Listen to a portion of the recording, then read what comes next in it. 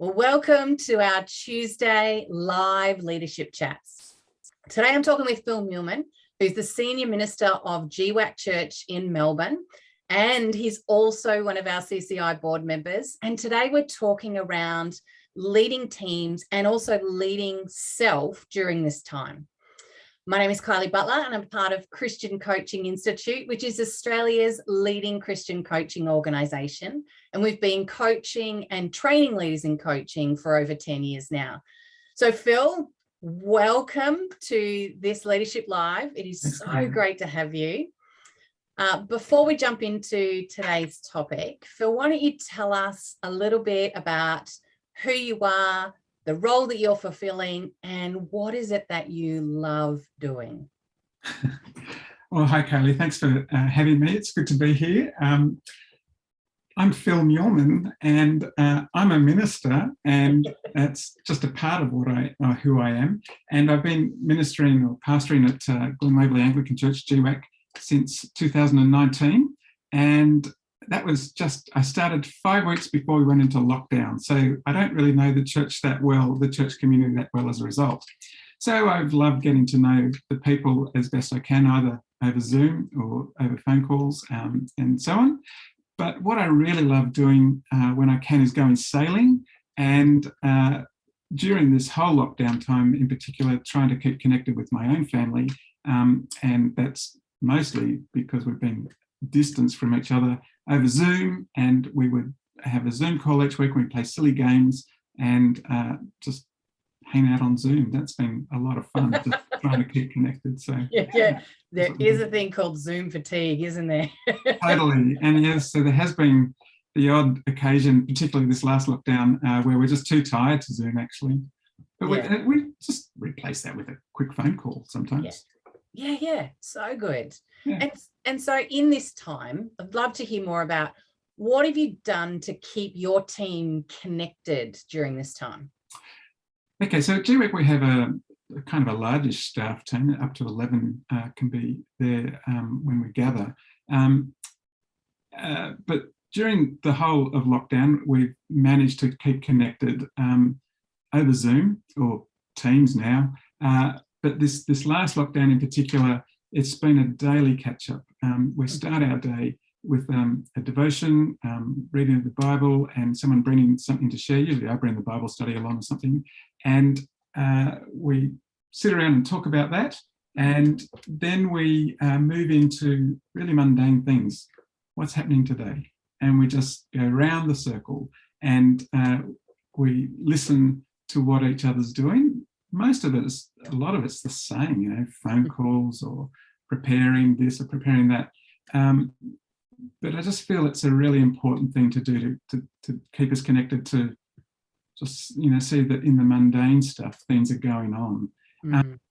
And that takes us a few minutes to do that. And then we pray for each other, and we just give a bit of a daily briefing as well of other things that are going on. So that's probably the main thing I do with the whole staff team to keep connected.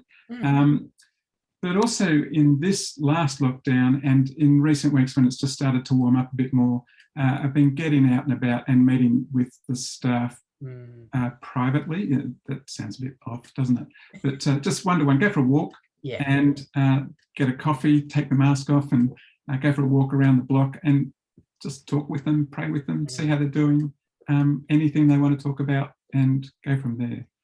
And so that's been valuable stuff, I think, for us all. Yeah. And so that connection and trust has been crucial. You talked around particularly this season. What is it about this season that made that building trust so important, do you think? I think it's really easy to get disconnected when things are so uncertain. And I think with the unpredictability of lockdowns, you go back to church and your Sunday services come back and everybody's starting to regather, and suddenly you get thrown back into lockdown. You just sort of lose heart. And so you've got to continue to offer hope to people. And I think offering hope is staying connected. so you can actually speak into people's lives. And if you think of the Lencioni model, where he talks about building trust and not embracing conflict and creating commitment and accountability and results and stuff like that, you can do that if you continue to meet and you continue to be able to speak into people's lives. And I'm trying to follow that model a bit with the team. Yeah. Sometimes we get it right, sometimes we get it wrong. That's a bit about life, isn't it? Sure is. Yeah. And so you're also a part of a large church. How have you led a church in this time? What has that meant for communication? Like, how have you led in that space? Well, again, it's just a matter of using the website well. We've updated that. But my main piece is actually, each week we use our connections and we write to the church, and we keep on sending out emails about what's happening and what's coming up. And that's the main piece. And so any little bit of news as well, we'll just send out a small bit of information, like if someone's died, we let the whole church community know, for example, or if we've got a prayer meeting come up, we send that out as a special focus and things like that.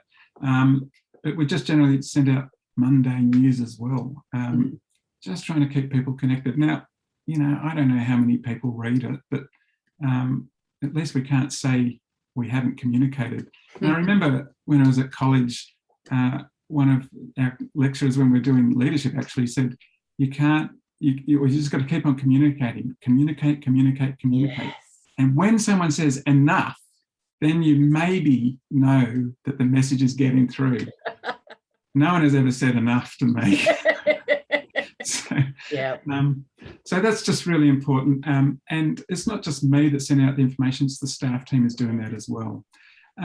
Also, one of the other things we do, we live stream. And so particularly in this last lockdown, it's only been 5 people. And for the few weeks, the same 5 people have been allowed on site.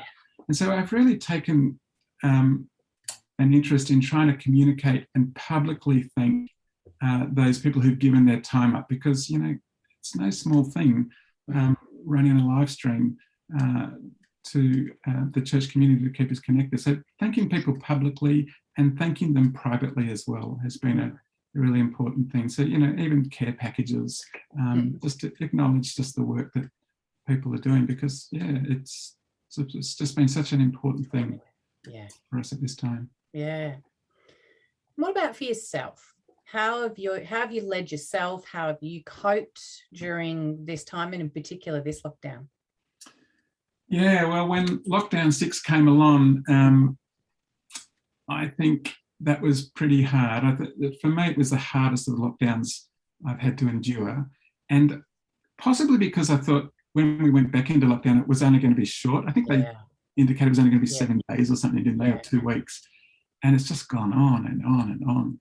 And I realised pretty soon into it, here I am stuck in my office again, pretty soon into it, I'm not doing so well here. My head was, I was feeling quite anxious and feeling kind of hopeless in many ways. And it just was a point, a part of me was just starting to shut down. And so I actually got in touch with my doctor and I said, look, is it possible to put a mental health plan in place?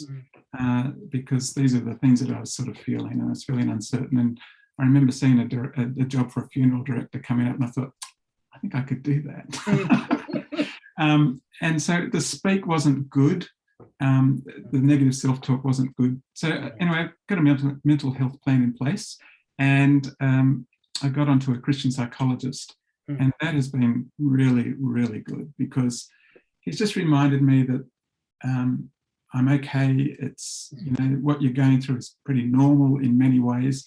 And he's just reminded me of first principles, again, things which I've known about, but I've put to back, I guess, and just helped me to bring them to the front. And so I think I've sort of noticed that I've become more focused on me, and when things happen, it's all my fault. And he's actually just reminded me, well, it's not about you, no, so much. And so that's been helpful just to remember that. And also, for me, I'm a person of absolutes. And I think he must have picked that up pretty early. And he helpfully reminded me that catastrophizing and awfulizing, which is one of the words he used, is probably not a helpful thing.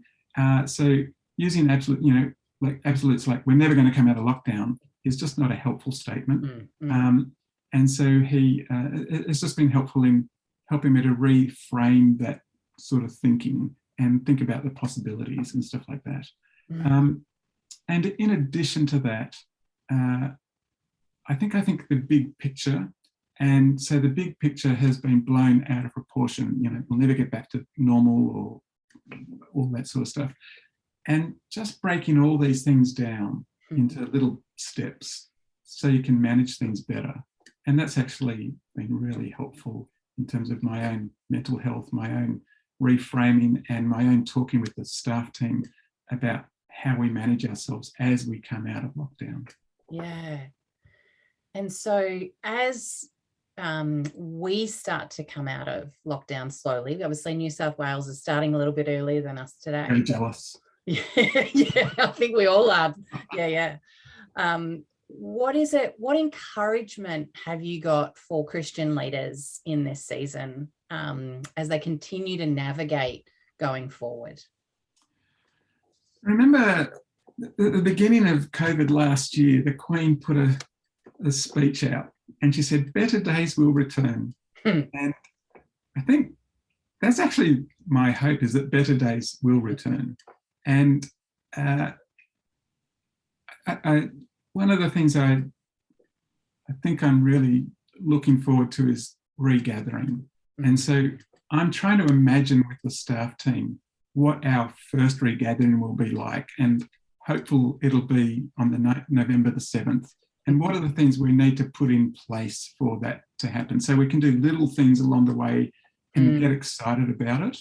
And I've also noticed, just as it gets a little bit warmer, we also I think within our own hearts are becoming a little bit more hopeful as well, which is I think is a good thing, which is you appreciate the seasons in many ways.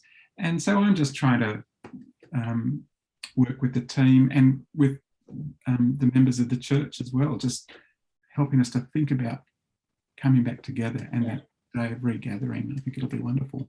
Bring that hope and light back. Yeah. Well, Phil, I just want to say thank you for sharing with us today, sharing your learnings, but also that authenticity and vulnerability of sharing around your own journey.